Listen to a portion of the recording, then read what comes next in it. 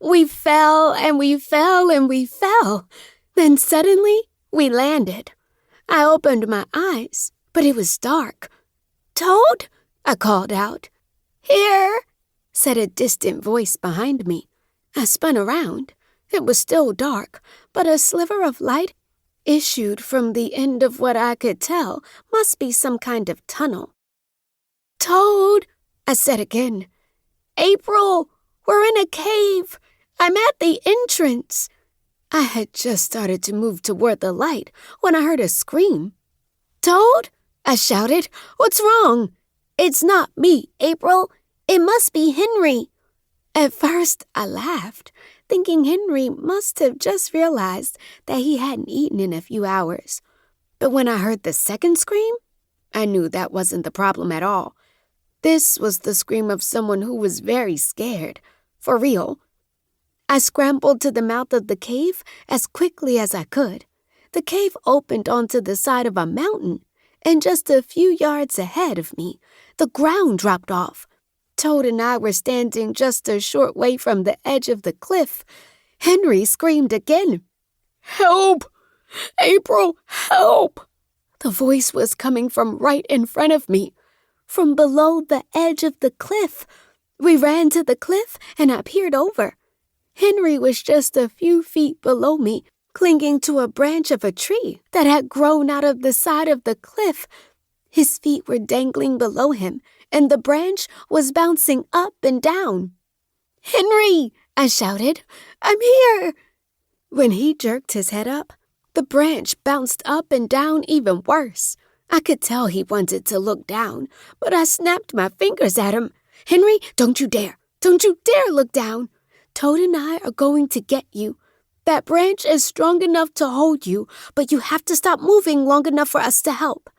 I peered down the cliff. About 20 feet below Henry was a wide ledge. If, God forbid, Henry fell, I was pretty sure he had enough room to land. But I hoped it didn't come to that. I stood up and looked around. Another tree stood just a few feet away from me, on the top of the cliff, very near the edge. If I had a rope, then an idea came to me. I undid the belt from my jeans, wound it around the tree, and tied my shoe into it. I told Toad to tighten it. "Toad, you have to make certain that my foot cannot come loose from this belt. You understand?" I inched my belly over the edge of the cliff and reached out my arm. "Okay, Henry, I need you to move along that branch toward the cliff as carefully as you possibly can. I'm tied off so I can't fall. I'm going to grab you with 2 hands, and you're going to climb up my back. Toad will help you up over the edge of the cliff. Got it?" "No," Henry said, his face full of a terror I'd never seen from him before. "I don't got any of that." "Fine, we'll take it one step at a—" I stopped mid-sentence because of what I saw on the ledge down below. My heart started beating like mad. "What is it, April?" Henry asked. "What's wrong?"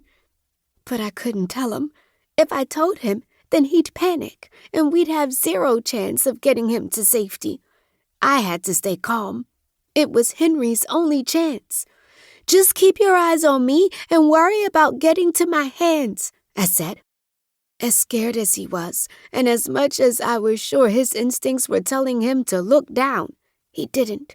But it didn't matter, because as he inched his way along the branch toward the edge of the cliff, the grizzly bear on the ledge below him stood up on its hind legs and let out an absolutely ferocious roar.